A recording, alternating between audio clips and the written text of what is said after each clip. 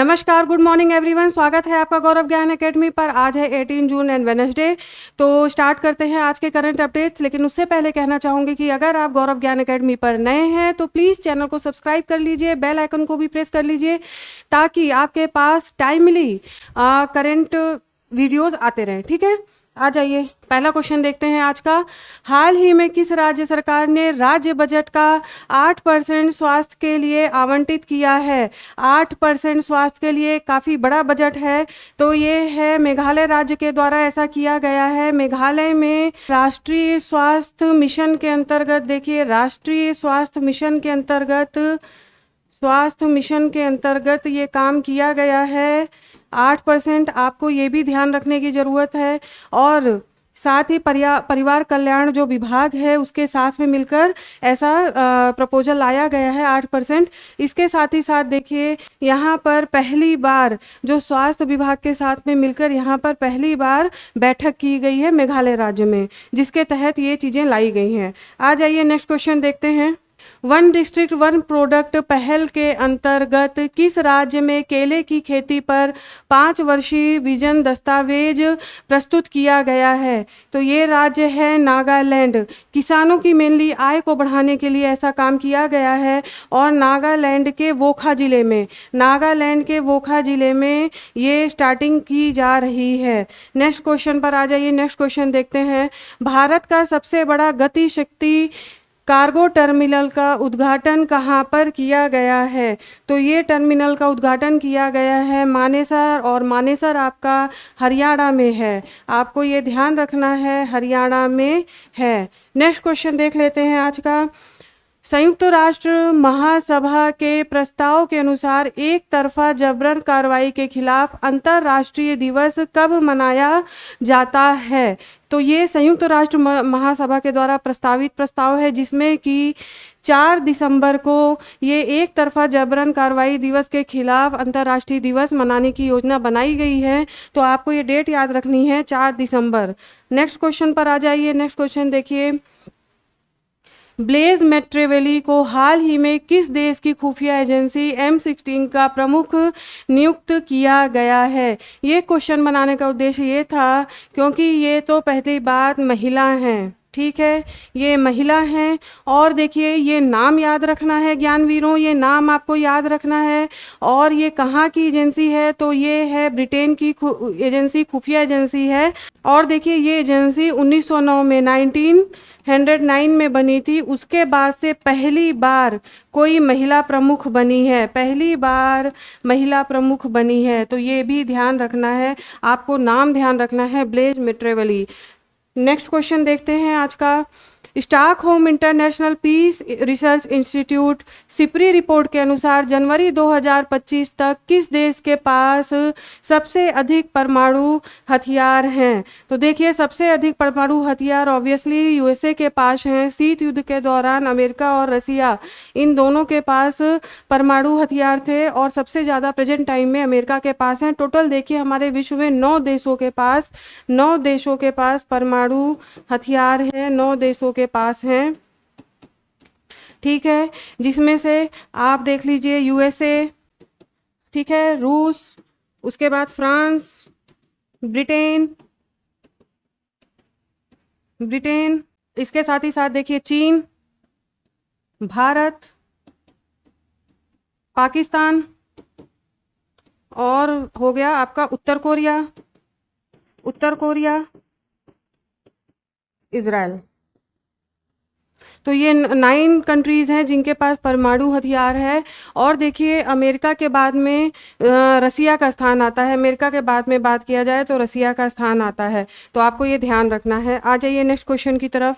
हाल ही में किस राज्य में वाटर मेट्रो बनाने की शुरुआत की जाएगी? तो वाटर मेट्रो ये बिहार में शुरुआत की जाएगी। गंगा नदी के ऊपर ऐसे बनाने की योजना है, तो वहाँ पर ऐसी शुरुआत की जा रही है। ज्ञानवीरों आ जाइए नेक्स्ट क्वेश्चन देखते हैं।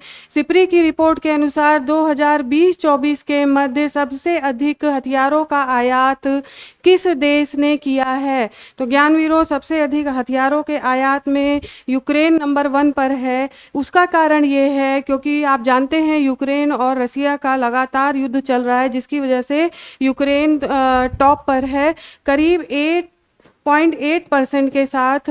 आपको ये याद करने की ज़रूरत नहीं है, आयातक देश बना हुआ है। सेकंड नंबर को आपको ध्यान देना है, सेकंड पोजीशन आपको ध्यान देनी है, वो है भारत की। और ये जो हथियार आयातक है वो 8.3%, ठीक है। तो ये आपको परसेंट भारत के लिए याद रखना है, कई बार यहाँ से भी क्वेश्चन पूछ लिया जाता है। तो 8.3%। और थर्ड नंबर पर देखा जाए तो कतर है। कम से कम आपको 3 पोजीशन तो याद करके ही रखनी है, फर्स्ट यूक्रेन, भारत और कतर, ये क्रॉनिकल ऑर्डर में है, ठीक है। आ जाइए नेक्स्ट क्वेश्चन देखते हैं। सिप्री की रिपोर्ट के अनुसार, और ये नवीनतम रिपोर्ट है ज्ञानवीरों, देखिए 2020 से 24, ये नवीनतम रिपोर्ट है। मध्य सबसे अधिक हथियारों का निर्यात किस देश ने किया है? तो सबसे अधिक अमेरिका के द्वारा निर्यात किया गया है, ठीक है, अमेरिका के द्वारा। इसके साथ ही साथ देखिए सेकंड पोजीशन पर अगर देखा जाए निर्यातक देश के रूप में तो वो है फ्रांस। थर्ड नंबर पर देखें तो है रूस, और फोर्थ नंबर पर देखें तो वो है चीन। आपको ये 4 देश याद रखने हैं, यहाँ पर भारत का कहीं से कोई नाम नहीं है। तो सबसे नंबर 1 पर है अमेरिका, फिर फ्रांस, फिर रूस, फिर चीन। तो आपको ये 4 देश नंबर से याद रखने हैं। नेक्स्ट क्वेश्चन देख लीजिए। अच्छा, एक चीज़ और यहाँ पर देखिए आप, जो परमाणु हथियारों में अगर सबसे ज़्यादा बढ़त बना रहा है, लगातार उस पर काम कर रहा है, तो वो आपका देश, आपका नहीं, हमारे सिर पे बैठा हुआ देश चाइना है, ठीक है। वो हमारे सिर पे बैठा हुआ देश चीन है। ये छोटे छोटे जितने हैं ना, बड़े उत्पाती टाइप के लोग होते हैं, ठीक है ना, तो ये वही लोग हैं। आ जाइए नेक्स्ट क्वेश्चन देखते हैं। देश की पहली राज्य स्तरीय स्वच्छ वायु योजना का शुभारंभ कहाँ पर हुआ?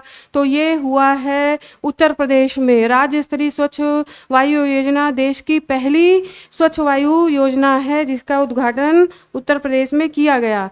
नेक्स्ट देखिए, हाल ही में डार्क स्काई सेंचुरी में एस्ट्रो ग्लोबल मिनी तारामंडल का शिलान्यास वित्त मंत्री निर्मला सीतारमण के द्वारा किया गया। यह डार्क स्काई सेंचुरी भारत में कहाँ पर स्थित है? तो देखिए यहाँ पे पहले क्वेश्चन में ही कई चीज़ें हैं। एक तो किसके द्वारा शिलान्यास किया गया?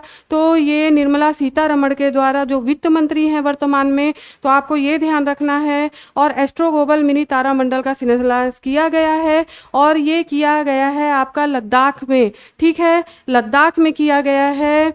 4,500 मीटर की ऊंचाई पर स्थित भारतीय जो खगोलीय वेधशाला है, भारत की खगोलीय वेधशाला, उसमें इसका शिलान्यास किया गया। इसके साथ ही देखिए आप, ये जो स्थान है मेनली देखिए, ये भी आपको पता होना चाहिए। तीसरा पॉइंट देख लीजिए, हनले में, ठीक है ना, हनले में। और आगे देखिए, ये यहाँ पर दुनिया का दूसरे नंबर का टेलीस्कोप लगा हुआ है, ठीक है। यहाँ पर दुनिया का दूसरे नंबर का सबसे ऊंचा ऑप्टिकल टेलीस्कोप लगा हुआ है, ऑप्टिकल टेलीस्कोप लगा हुआ है।